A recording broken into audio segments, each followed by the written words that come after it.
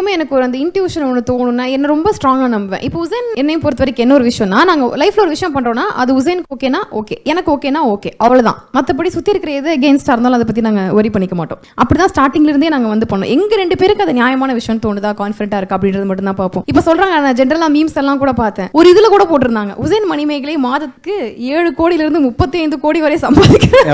ரொம்ப நல்லா இருக்கும். நல்லா இருந்துச்சு. இந்த ஃபன்னி அந்த மாதிரி மீம்ஸ் வருது இல்ல. பட் ஃபர்ஸ்ட் 2 இயர்ஸ் ஒரு 2.5 இயர்ஸ்னு வச்சுக்கோங்களேன், ரொம்ப கஷ்டப்பட்டோம். எங்களுக்கு வந்து இப்போ நாங்க அந்த BMW நாங்க வாங்கணும்ல, அந்த கார் வாங்குற டைம்ல எங்களுக்கு அவ்வளவு ஹாப்பியான மெசேஜ். பட் நாங்க 2 மந்த்ஸ் வந்து கட்டலன்னு சொல்லிட்டு எங்க வீட்டுக்கு வந்தாங்க. எப்போ ஃபர்ஸ்ட் இயர்ல ஏப்ரல் மந்த்ல, மேரேஜ் ஆகி 5 மந்த்ஸ் தான் ஆயிருந்துச்சு. நீங்க 2 மந்த்ஸ் கட்டல, ஸோ 3rd மந்த் கட்டணும், கார் எடுத்துட்டு போயிருவோம்னு சொல்லி அதெல்லாம் யாருக்குமே வெளியே தெரியாது. ஓகேவா? ஸோ அந்த டைம்ல இப்போ சொல்றாங்களே, நீங்க இவ்வளவு ஏர்ன் பண்றீங்க அப்படி மாதிரி சொல்றாங்க. நீங்க அப்ப ஏர்னே பண்ணல, ஏன் இவ்வளவு கஷ்டப்படுறீங்க மணிமேகலை, நீங்க கவலைப்படாதீங்க உசேன், நாங்க பாத்துக்கிறோம் அப்படின்னு சொல்லி எங்க கூட வந்து நின்னவங்க நிறைய பேர் கிடையாது. இந்த ஒரு விஷயத்தால தான் இவ்ளோ அந்த 5 வருஷம் நாங்க ஒண்ணா டிராவல் பண்ணிருக்கோம்னா என்ன? சிம்பிள். நான் சொல்றது அவ கேட்பா, அவ சொல்றது நான் கேட்பேன், அவ்வளவுதான். அப்படியே சிம்பிள். Loves total love. அது நீங்க லவ்வா வச்சுக்கலாம். கை தட்டுப்பா. எவ்வளவு நல்ல பதில் சொல்லிருக்க தெரியுமா சோடி? சிம்பிள், கிளீனா இருக்கும். அது நீங்க லவ்வா வச்சுக்கலாம், அண்டர்ஸ்டாண்டிங்கா வச்சுக்கலாம், எப்படி வேணா வச்சுக்கலாம். நான் சொன்னா இது கரெக்டாக ஃபாலோ பண்ணுவோம், அவ சொன்னா நான் சத்தியமா அதான் ஃபாலோ பண்ணுவேன், மாறவே மாட்டேன். என்னை பொறுத்த வரைக்கும் இந்த உலகத்திலே கரெக்டாக டிசிஷன் எடுக்கக்கூடிய பிரில்லியண்டான பர்சன் உசேன். அவனை பொறுத்த வரைக்கும் இந்த உலகத்திலே எல்லாத்தையும் கரெக்டாக கண்டுபிடிக்கிற ஒரே ஆள் மணிமேகலை அப்படின்னு நினைச்சு நாங்கள் 5 வருஷமா குடும்பம் நடத்திருக்கோம். பயந்துட்டு நீ சீரியஸா சொல்றது ஓகே.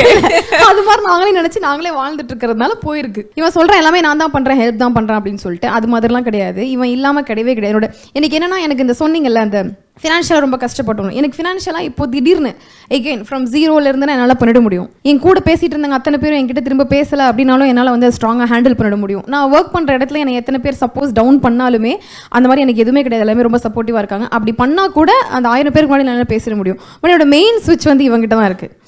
அந்த நான் ஒரு ஷூட் ஸ்டார்ட் பண்ணுறேன், இவன் வந்து லைட்டாக அப்படி மூஞ்சி தூக்கி வச்சிருக்கான், அப்படியாவது ஒன்று இருந்துச்சுன்னா என்னால் அந்த ஷூட்டை பண்ணவே முடியாது. ஸோ இவன் வந்து ஹாப்பியாக இருக்கான், இவனுக்கு எல்லாமே சாட்டிஸ்ஃபைட் அப்படின்னா தான் நல்லா பண்ண முடியும்.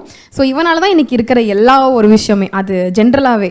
ஸோ நீ இல்லாமல் எதுவுமே இல்லை சோட்டி. நீ படக்குன்னு வந்து நீ இப்படி சொல்வா நான் எதிர்பார்க்கவே இல்லை. என்னடா இது? உங்களுக்கு தெரியாதுல்ல, மேரேஜ் ஆன ஃபர்ஸ்ட் வருஷம் சோட்டி யூ டோன்ட் வெரி, கடன்லாம் ஒரு பெரிய விஷயமா? சி என்கிட்ட சேலரி சர்டிஃபிகேட் இருக்கு, மந்த்லி எவ்வளோ 30,000 அந்த டைமில். ஓகேவா? அந்த டைம் ஷோஸ் நான் கம்மியாக பண்ணிட்டேன், 30,000 தான் வந்துச்சு. Okay 30,000 I go to bank immediately loan அப்படின்னு சொல்லிட்டு போய் கேட்குறேன். மீடியாவா? What you know which channel I am working, so what no permanent income no அப்படின்ட்டாங்க.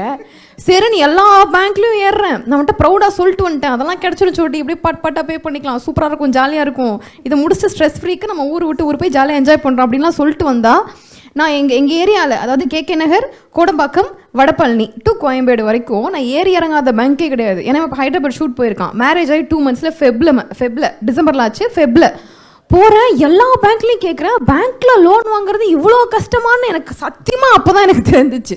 ஓ இது கொஞ்சம் கஷ்டம்தான் போல, ஒரு பாட்டிலலாம் வர முடியாது போல அப்படின்னு சொல்லிட்டு அப்போ தான் புரிஞ்சுக்கிட்டேன். ரொம்ப அதெல்லாம் கஷ்டப்பட்டோம். பட் அது ஃபினான்ஷியலாக என்ன டவுனாக இருந்தாலும் அது மைண்டுக்கு ரொம்ப எடுத்துக்க மாட்டோம். அதே மாதிரி ஃபினான்ஷியலாக அதிகமாக இருந்தாலும் அது மைண்டுக்கு ரொம்ப எடுத்துக்க மாட்டோம். அவ்வளோதான், லிவ் த மொமெண்ட், அவ்வளோதான், அப்படியே போயிட்டே. அதே தான்.